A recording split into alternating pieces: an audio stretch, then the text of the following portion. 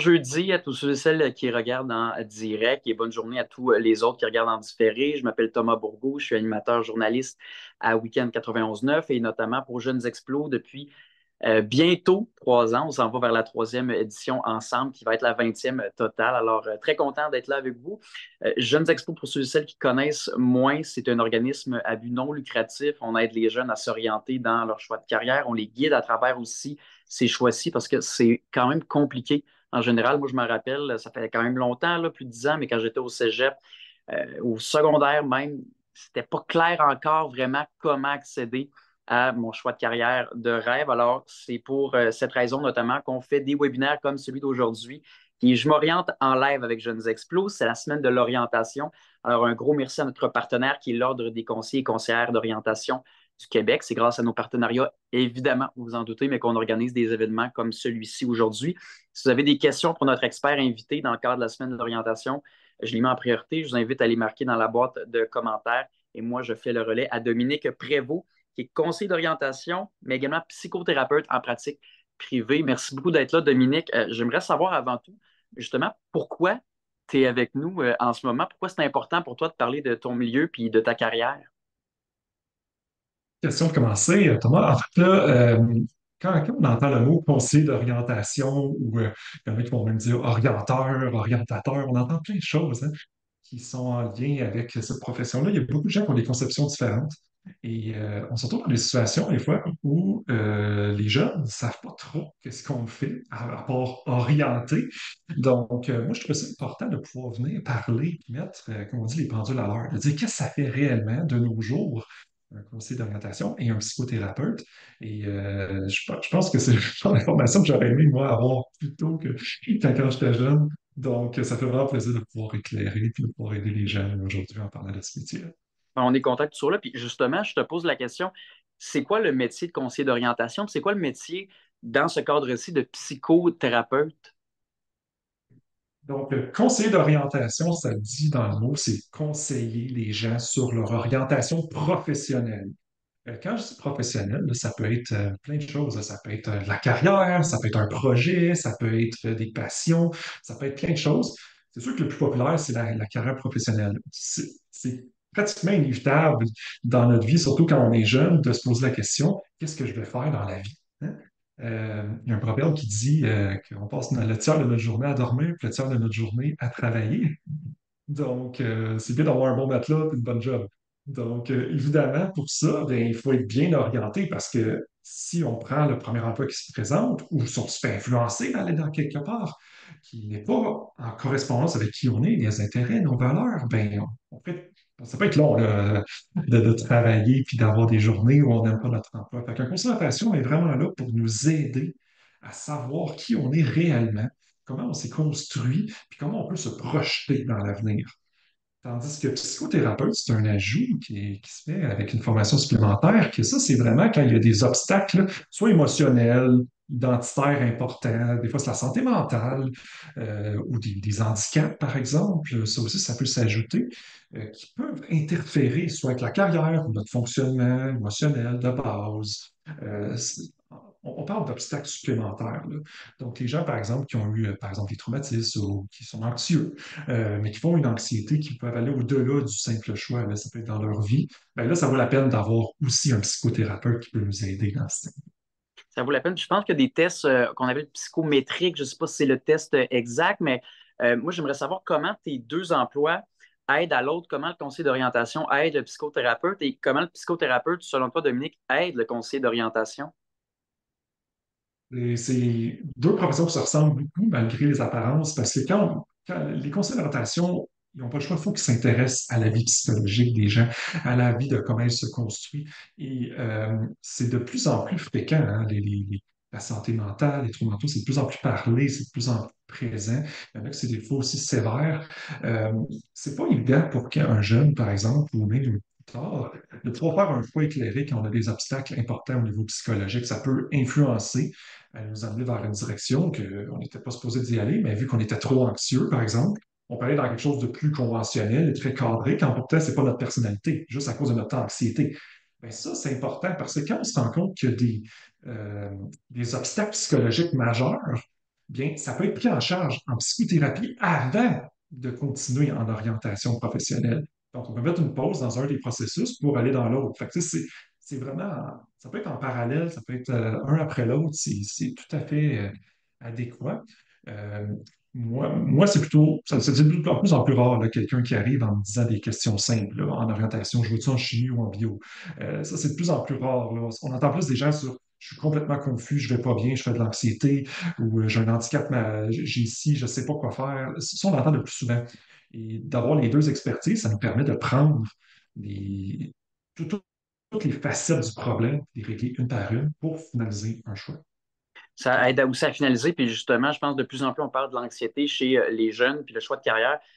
Je me rappelle, moi, je trouve que ça a toujours été quelque chose d'assez stressant à choisir, mais il y a des formations qui aident aussi, toi, dans ton cas, Dominique, au niveau des études, au niveau du parcours académique pour devenir conseiller d'orientation, mais pour devenir également psychothérapeute, ton cheminement ressemblait à quoi? Bon, j'ai fait cégep sciences humaines après le secondaire et en fait, j'étais vraiment confus. Je savais pas, je me disais, je vais-tu en psychologie ou je vais en orientation? Je savais vraiment pas. Alors, ce qu'on m'a dit, c'est, on m'avait dit, ben, va faire ton baccalauréat en psychologie, ça va ouvrir des portes, puis après ça, tu feras un choix plus tard. C'est ce que j'ai fait. Baccalauréat en psychologie, il n'y a pas de stage, hein. Fait que tu apprends, puis après ça, bien, quand tu as fait ton baccalauréat, ben là, je me suis dit, là, c'est le temps de l'intervention, c'est le temps que je rencontre des gens, c'est le temps que je fasse quelque chose. Donc, j'ai été faire une maîtrise en orientation. Donc, en tout, c'est 3 ans de bac et 2 ans de maîtrise. Et après ça, bien, quand tu as tout terminé tes cours, bien là, tu reçois ton permis là, de conseiller d'orientation. Si tu veux devenir psychothérapeute, par contre, ça se fait après. Et ça, ce qui est intéressant, vu que j'avais déjà fait mon bac en psychologie, ben, j'avais déjà des cours qui étaient beaucoup enlevés. Fait que là, tu as fait ton permis de psychothérapeute. C'est pas tout le monde qui peut aller faire le permis de psychothérapeute. Il y a juste certaines professions. On n'a pas le temps de les énumérer, mais il n'y en a pas beaucoup. Puis, conseiller d'orientation, c'est une des seules professions où est-ce que tu peux devenir psychothérapeute en faisant une formation supplémentaire. Puis Donc, Dominique, toi, quand tu as été en fait en sciences humaines, là, après les gens t'ont dit, ben, si tu vas en psychologie, le baccalauréat à l'université, ça ouvre des portes, mais quand tu t'inscris en sciences humaines, est-ce que c'était quand même dans la perspective d'aller vers un domaine précis?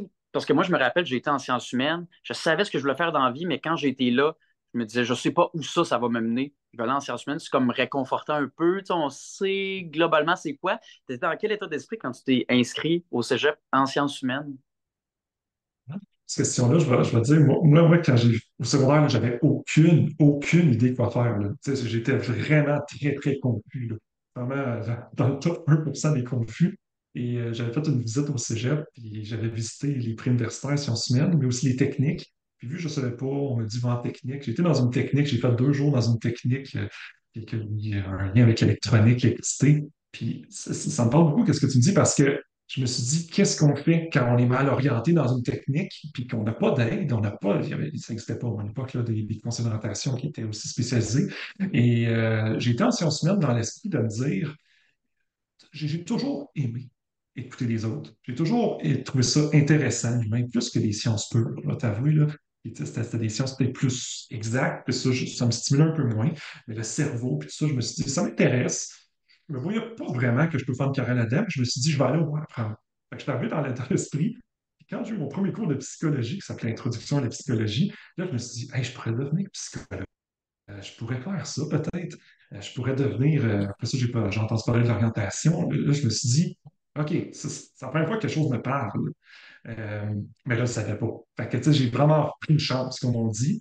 Mais en même temps, c'était mon instinct parce que je savais que l'humain m'intéressait plus que, mettons, les sciences naturelles, par exemple, qui l'ont équivalent. Puis, est-ce qu'il y a des avantages à étudier en orientation? Est-ce qu'il y a des implications possibles? Puis, en tant que conseiller d'orientation, cette fois-ci, c'est quoi les avantages, justement? Les avantages d'être un conseiller d'orientation. En fait, là, c'est que quand tu es conseiller d'orientation, c'est un domaine qui est beaucoup plus large et varié qu'on pense. Certes, il y en a quelques-uns qui vont décider de travailler dans des écoles avec des horaires fixes, et c'est correct, tu sais, c'est un beau choix de carrière. Sauf que le champ s'élargit de plus en plus. Puis quand on devient conseiller d'orientation, on est reconnu, peut être crédible dans plein de sphères, en ressources humaines, en psychothérapie, évaluation des troubles mentaux. On peut faire de la réadaptation aussi, des gens qui ont des burn-out, qui ont besoin de se réadapter. Ça peut être le scolaire, le communautaire, pour ceux qui ont des valeurs communautaires. le champ est beaucoup plus grand et plus large qu'on a. Et cette crédibilité-là est de plus en plus vue. Puis ça, c'est à travers le Canada, là, c'est pas juste au Québec, parce qu'on est une des seules provinces qui a un ordre. Puis vraiment, on est vraiment bien situé, qui nous permet vraiment d'aller de l'avant et de dire qu'on a une expertise de protéger le public, mais aussi de pouvoir aider les gens de plusieurs façons. Donc, il y a moyen d'aider les gens de plusieurs façons. Puis c'est ironique, c'est une belle ironie en fait, parce que tu as eu de la difficulté en fait à décider, tu ne sais pas trop dans quoi tu vas au cégep. Puis là, maintenant, tu aides les gens à s'orienter. C'est quand même bien fait la vie aussi. Puis j'aimerais savoir, Ouais. autant du côté de conseiller d'orientation que du côté de psychothérapeute dans le cadre de l'orientation, une journée ou une semaine typique quand on occupe ces deux emplois-ci, toi personnellement, là, en l'occurrence, ta journée ou ta semaine typique ressemble à quoi? Il faut comprendre que moi, dans ma personnalité, je suis une personne qui aime la variété. Donc, j'aime toucher à plusieurs domaines, j'aime toucher à plusieurs choses. Donc, oui, on peut décider de voir 4-5 clients par jour dans un bureau privé, puis de faire notre semaine comme ça. Mais moi, je fais ça 2 jours semaine. Donc, 2 jours semaine qu'on voit les bureaux en arrière, les sièges, que je rencontre des gens. Ça peut être des adultes. Je suis spécialisé avec les anciens combattants, puis les adolescents aussi. Il y a plusieurs clientèles, mais aussi, je me fais un bassin d'orientation, puis un bassin de psychothérapie. Des fois, ça s'entremêle, comme que je disais au début, là. Mais pourquoi? Parce que ça me permet de pouvoir trop travailler sur quelque chose de varié, toujours d'avoir quelque chose de. Parce que des fois, en psychothérapie, ça peut être lourd, hein. Faut être à l'aise avec la santé mentale, il faut être à l'aise avec la souffrance. Tandis que des fois, en orientation, ben, ça peut être différent. Ça peut être quelqu'un qui se questionne, puis on est en exploration. C'est quelque chose des fois d'un peu moins lourd. Donc, c'est très intéressant d'avoir une variété dans nos clients en tant que tels. Et à travers ça aussi, bien, on peut faire plein d'autres choses comme réadaptation. Je me déplace aussi dans des entreprises aussi pour soit des formations, conseiller les gens en ressources humaines aussi, pour dire comment on fait, comment ça les gens sont pas bien orientés, puis comment je fais pour garder mes gens. Fait qu'on peut aider les chefs d'entreprise aussi. Comme tu vois, là, il y a beaucoup d'éléments qui viennent. Et des fois, on peut donner justement des conférences, des formations, parler de ça, faire peut-être des groupes, on peut travailler en individuel. Ce qui est intéressant, c'est qu'en tant que consultation, oui, il te faut des qualités de base, mais quand tu as les qualités de base, tu peux mettre ta personnalité à profit puis choisir ce qui te plaît le plus. Oui, parce qu'il y a plusieurs volets aussi au domaine de l'orientation. Puis supposons, Dominique, toi étant en pratique privée, comme notamment conseiller d'orientation, si un jeune secondaire ou du cégep arrive, là, supposons, puis il dit j'ai des intérêts, mais je ne sais pas quoi faire de ma vie, justement, je suis anxieux, je suis mêlé, comme on disait précédemment. Euh, Comment toi, concrètement, tu peux l'aider, tu peux le guider, l'orienter finalement? La première chose à faire, c'est que faut faire un lien avec le jeune. C'est de dire tout simplement, OK, écoute, je comprends tout ce que tu me dis, on accueille tout ce que tu me dis et tu es à la bonne place. C'est vraiment de le faire sentir confortable pour dire que tout ce que tu me nommes va être traité. Il n'y a pas de problème. On n'écarte rien de ce que, mettons, le discours que tu viens de me dire, on le prend en charge. Ensuite, quand le lien est bien situé et que la personne se sent en confiance, bien là, on regarde c'est quoi qui est le plus prioritaire. Comme est-ce que c'est l'anxiété qui est vraiment envahissante, qui devrait être traitée en premier?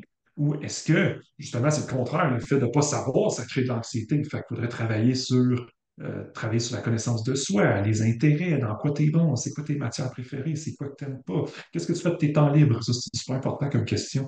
Et qu'est-ce que les gens disent de toi? Parce que des fois, il faut de l'introspection, il faut se connaître un peu. Puis c'est pas toujours facile pour un jeune de se connaître. Mais des fois, est-ce que les autres leur disent d'eux? Là, ça, c'est éclairant. Fait qu'on va chercher des informations jusqu'à temps que le jeune considère que, hey, oui, ça me ressemble, puis je me vois faire ça. Et le but, là, c'est de ramener à la personne, de dire, écoute, peut-être que tes parents ont dit quelque chose, peut-être que ton oncle a dit quelque chose, peut-être que ton prof a dit quelque chose, mais toi, tu sais, comment tu te sens par rapport à tout ça, là? Et quand, quand tout est fait, ben là, on essaie de faire un choix final. Puis là, ben, ça débouche sur l'information à la fin. C'est très technique là, à la fin. Ce que tu fais quand il y a des jeunes qui viennent te voir avec des questions, puis j'en profite pour dire, si à l'instant, il y a des jeunes qui ont des questions, qui regardent en direct pour Dominique Prévost, qui est conseiller d'orientation, psychothérapeute, je vous invite à les marquer. N'hésitez pas, il n'y a pas de questions niaiseuses ou stupides. On est là pour y répondre. Et Dominique, c'est un expert qui va prendre de son temps, évidemment. Il reste moins de 15 minutes officiellement. Dominique, je me doute que c'est un emploi pour toi qui est valorisant, étant un ancien jeune étudiant élève qui était confus, puis maintenant tu aides les jeunes qui étaient confus comme toi à l'époque. Mais j'aimerais ça t'entendre. Qu'est-ce que tu trouves exactement de plus valorisant dans le cadre de ton milieu, de ta job, comme on dit? Ce qui est plus valorisant. Euh, Au-delà du côté d'intervenir avec la psychologie, avec l'orientation, puis de découvrir, parce qu'on découvre que chaque personne est différente, là, c'est super intéressant. À chaque fois qu'on pense qu'on arrive à comprendre un mécanisme, il y a toujours quelque chose de nouveau. Mais moi, ce qui me passionne le plus, c'est de pouvoir dire qu'on a aidé quelqu'un de se rendre d'un point A à un point B. Et évidemment, la personne avait de la difficulté à se rendre par elle-même à ce point-là. Moi, je considère que le meilleur outil qu'on peut utiliser dans la vie, c'est soi-même. Donc, quand on investit dans soi-même, on investit beaucoup plus que si on investirait dans d'autres choses, là. Et ça nous permet de voir comment on peut devenir meilleur, comment on peut aider à devenir la personne à devenir meilleure, plus connaissante, plus en contrôle de ses symptômes. Comment on peut la rendre mieux en tant que telle? Puis ça, d'être la personne qui accompagne là-dedans, c'est extrêmement valorisant. Il y a des gens qui m'arrivent avec des accidents, il y en a qui m'arrivent avec un épuisement professionnel, il y en a qui sont épuisés, ils ont envie de lâcher leurs études. C'est tous des états qui peuvent être assez dramatiques pour l'orientation professionnelle, puis ça peut nous amener vers des décisions impulsives.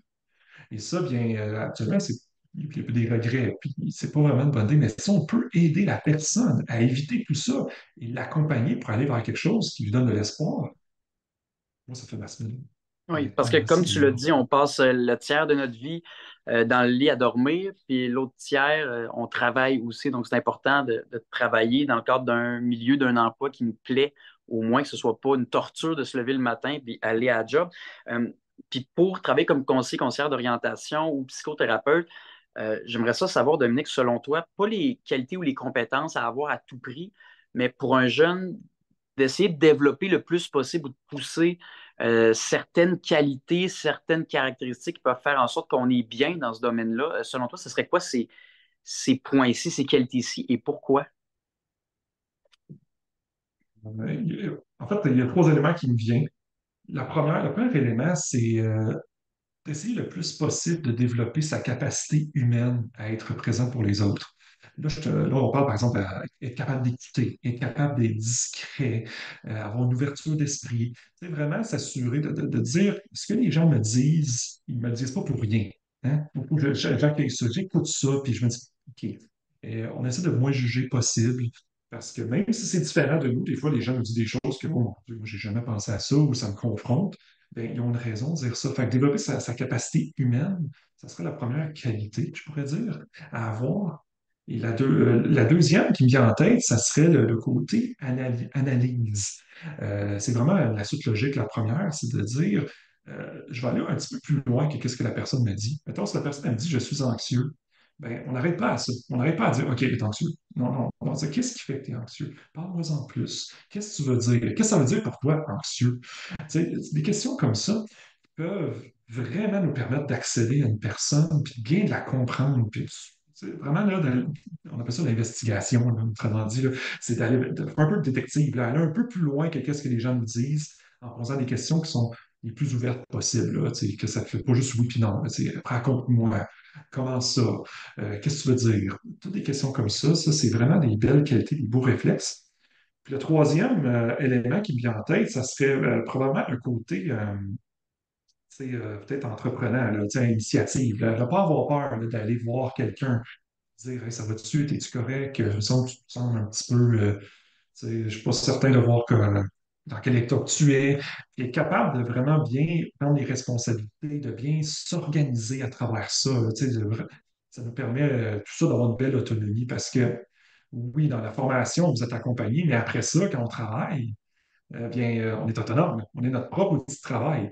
Donc, il faut se faire confiance. Puis ça, en développant les deux premières qualités que j'ai nommées, ça vient avec là, toute cette autonomie-là. Si je peux dire. Tu as mentionné aussi, Dominique, tantôt, c'est intéressant que tu travailles notamment avec des anciens militaires ou des vétérans, c'est des adultes quand même, mais j'aimerais savoir, c'est quoi les différentes clientèles possibles avec lesquelles on peut travailler quand on est conseiller ou conseillère d'orientation? OK. Les différentes, il y a beaucoup de choses, beaucoup de gens qu'on peut travailler. C'est sûr qu'habituellement, là, c'est à partir de l'adolescence qu'on va avoir le plus d'impact.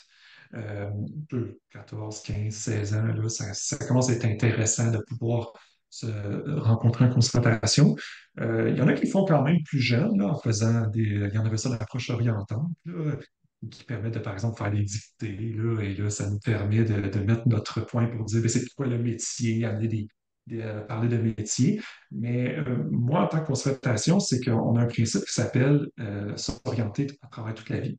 Donc, honnêtement, il n'y a pas d'âge pour se réorienter. C'est sûr que c'est très populaire de penser que les adolescents et adolescentes doivent le faire, doivent se positionner, sauf que ça peut être plus tard aussi. Comme moi, je travaille avec des gens, oui, des anciens combattants, des vétérans qui sortent de l'armée et que là, qu'est-ce que je fais? Oui, c'est plus des adolescents, mais ils doivent quand même se réorienter. J'ai des gens qui se blessent, il y a des gens qui font des choix de carrière. Par exemple, moi, je m'en vais en soudure, mais après ça, ben, oh, je me blesse dans le dos. Il y en a qui ont 20 ans, qui se blessent. Oh mon Dieu, qu'est-ce que je fais? J'ai encore toute ma vie devant moi. Ça demande une réorientation. Puis de temps en temps, même, on a des personnes en fin de carrière qui viennent pour dire qu'est-ce que je fais de ma retraite. Comme je dis, ça peut aller au-delà du travail.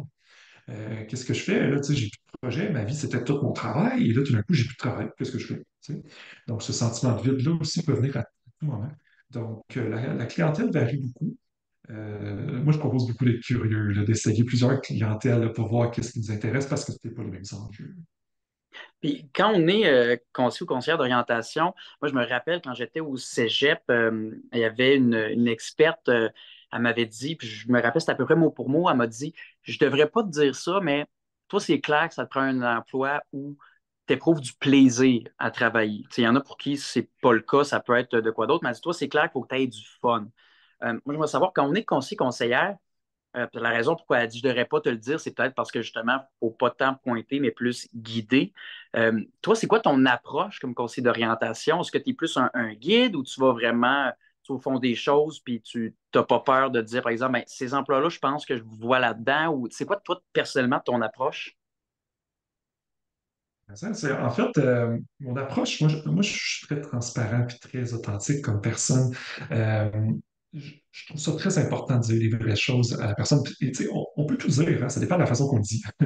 Donc, moi, mon approche, premièrement, c'est d'investiguer le plus possible, avoir le plus d'informations possible et de pouvoir être un miroir au début. Mais évidemment, si on se rend compte que certains éléments qui sont totalement irréalistes ou qui sont tellement difficiles à atteindre, ça vaut la peine de le nommer. Par exemple, si quelqu'un me dit, moi, je veux devenir astronaute, parfait, OK, tu veux devenir astronaute, mais tu sais, il y a très, très, très, très peu de gens qui vont réussir cette vocation-là. Qu'est-ce qu'on peut voir comme plan B? Qu'est-ce qu'on peut aller chercher d'autre pour enrichir, pour donner du réalisme à ta situation? Parce que la chose qu'on peut faire, c'est que quelqu'un frappe un mur. Tu sais, personne ne gagne là-dedans. Donc, moi, oui, je guide les gens à ne pas frapper un mur, si je pourrais dire ça, mais je les guide aussi à trouver un sens. Puis ça, tu sais, tu me parlais de plaisir. Moi, c'est le mot sens, le sens au travail. Tu sais, qu'est-ce qui fait du sens pour toi? Parce que, tu sais, il y a une différence entre un intérêt et une valeur. Un intérêt, ça peut bouger, tandis qu'une valeur, ça ne bouge pas beaucoup. Tu sais, si pour toi, aider les gens ou tu sais, ça ne bougera pas, tu peux toujours être présent. Puis, tu sais, donc, qu'est-ce qui fait du sens pour toi de te lever le matin puis de pouvoir sentir que tu peux avoir ce type d'impact-là? Comme par exemple, tu es un journaliste, c'est quoi ta valeur? Qu'est-ce qui fait que tu es là? C'est ça qui est intéressant. Au-delà du fait des tâches de journaliste qui sont variables peut-être ou tu sais, qui sont parfois fun, des fois pas les fun, mais ce qui donne envie de lever, ça va être la valeur, probablement. Puis moi, j'aide les gens à aller au-delà de leurs intérêts, puis au-delà de leurs aptitudes. C'est pas parce que tu es bon en maths que tu dois en maths. Tu sais, c'est pas nécessairement vrai, ça. Si t'as ça, les maths, mais t'es bon, t'es pris avec un problème, là. Ça se peut que tout le monde te dise, va en maths. Ouais, mais si t'aimes pas ça, puis c'est pas tes valeurs, il va y avoir un mur un jour, là. Puis ça peut être plus tard dans la vie, mais on veut prévenir ça. Fait que c'est vraiment un guide pour dire ton potentiel, on le priorise. Et en tant que conseiller d'orientation, en tant que psychothérapeute, pour les gens qui sont très sociables, est-ce qu'il y a un certain travail d'équipe qui s'effectue aussi ou c'est un emploi qui est plutôt solitaire selon toi? La majorité du temps, c'est un travail d'équipe. Euh, bon, c'est un travail d'équipe avec les clients, là, évidemment, là, mais un travail d'équipe avec d'autres professionnels, d'autres conseils d'orientation ou d'autres professionnels, c'est assez commun. On parle de l'école, on peut travailler avec des psychoéducateurs, des travailleurs sociaux, dans des cliniques privées aussi, on peut travailler même avec des physiothérapeutes là, qui s'occupent du physique, nous on s'occupe du psychologique puis de l'orientation. C'est très commun. Euh, Cela dit, c'est sûr que les gens qui vont travailler en pratique privée, il peut y avoir un certain risque d'isolement avec ses clients si on n'a pas d'initiative. Tu sais, je parlais tantôt de l'entre-gens, l'initiative, c'est important. Pourquoi? Parce que ben, si on est chez nous tout le temps, ou dans notre clinique, puis on rencontre des clients, ben, on peut perdre contact des fois avec les collègues. Fait que moi, je pense que le travail d'équipe est essentiel parce que ça nous permet de nous nourrir, d'avoir de la créativité, de penser à des nouvelles choses. Mais la majorité des CO travaillent en équipe. La majorité des CO travaillent avec d'autres professionnels. C'est juste que moi, dans mon contexte de pratique privée, ben, tu sais, des fois, il faut juste comme, OK, je vais aller dans un événement. OK, je vais aller mettons, dans les séances de l'ordre des consultations qui planifient, on y va. Des choses comme ça. Mais euh, on n'est pas infaillible non plus là, en tant que consultation puis psychothérapeute. Des fois, de temps en temps, il va y avoir quelqu'un qui va arriver et on va dire, j'ai jamais eu ce genre de situation-là. Je ne sais pas quoi faire avec ça, même si ça fait longtemps. Il vaudrait peut-être la peine que je consulte un collègue. Fait que c'est toujours une bonne idée d'avoir des gens avec qui parler et partager. Le travail évolue aussi, puis il y a un lien avec des collègues, ce qui est toujours bon, peu importe le domaine, peu importe l'emploi. Je vois déjà le temps qui file. J'en profite pour dire, il reste 3 minutes. Si vous avez des questions pour Dominique Prévost, qui est conseiller d'orientation et psychothérapeute en pratique privée, allez-y, je les mets en priorité. Mais d'ici là, ma dernière question pour toi, Dominique, ce serait quoi tes conseils et pourquoi aux jeunes qui nous regardent, qui peut-être veulent aller dans le domaine d'orientation, mais qui sont juste aussi mêlés carrément, puis qui ne savent pas trop quoi faire? Ce serait quoi tes conseils? OK. Mon principal conseil, c'est si un jeune s'intéresse à l'orientation, ça va être important qu'il y ait au-delà de ce qu'il a entendu à propos de l'orientation. Parce qu'il y a beaucoup de gens qui considèrent que c'est juste donner de l'information, puis on rencontre, puis c'est un après l'autre, orienteur, là, comme on disait dans le temps. Là. Moi, le domaine a beaucoup changé dans les 20 dernières années. Là. C'est vraiment pas comme avant, qu'est-ce que nous, on avait vécu très jeune. S'il existe plus d'opportunités que jamais, si ça vous intéresse d'avoir une variété dans vos tâches, de pouvoir être actif, mais aussi pouvoir être dans un bureau aussi, tu sais, avoir un bel équilibre, moi, je vous invite fortement à réfléchir à cette option-là parce que ça vous permet d'avoir un impact réel sur les gens. Ça vous permet aussi de doser quel type de problématique vous voulez avoir. Tu sais, il y a certaines professions que c'est de la lourdeur, que c'est beaucoup de santé mentale, puis en orientation, on n'est pas obligé. Des fois, oui, des fois, non. Donc, moi, je propose vraiment d'aller voir les différents domaines. Ça existe, qui existent. Tu sais, je peux vous les dire vite, l'organisationnel, scolaire, communautaire, clinique, firme privée, ressources humaines, santé physique, réadaptation, il y en a plein d'autres. Là. Mais c'est plus de dire que les consultations sont partout. Et c'est correct de ne pas vouloir une chose précise, mais laissez-vous guider, laissez-vous amener votre personnalité. Si vous êtes confus, ben peut-être que ça fait du sens d'aider les autres qui sont confus aussi. Tu sais, fait que ça aussi, c'est quelque chose que je pourrais conseiller aux jeunes. Parce que c'était ton cas aussi, puis maintenant, tu as l'air très heureux, passionné par ton travail. Puis c'est pas une mauvaise chose d'être confus aussi, parce qu'une fois qu'on retrouve, on est sûr d'avoir quand même trouvé qu'un emploi, un domaine, c'est pas un contrat de vie. On peut changer si jamais, puis c'est la beauté de la chose. Il n'y a pas eu de questions. Je dis toujours que quand il n'y a pas de questions, c'est que l'expert est très clair. Et je pense que c'était ton cas, Dominique Prévost, conseiller d'orientation et psychothérapeute en pratique privée. Merci beaucoup pour ton temps. Pour ceux et celles qui veulent des informations, que ce soit sur le domaine de l'orientation, il y a les sites des différentes entreprises, par exemple en pratique privée, le site de Jeunes Explos, les réseaux sociaux également, si vous voulez des stages d'un jour, des informations là-dessus, c'est disponible. Et c'est déjà tout pour Je m'oriente en live. Alors, ben, Dominique, je te redis un gros merci. Je te souhaite une très belle journée.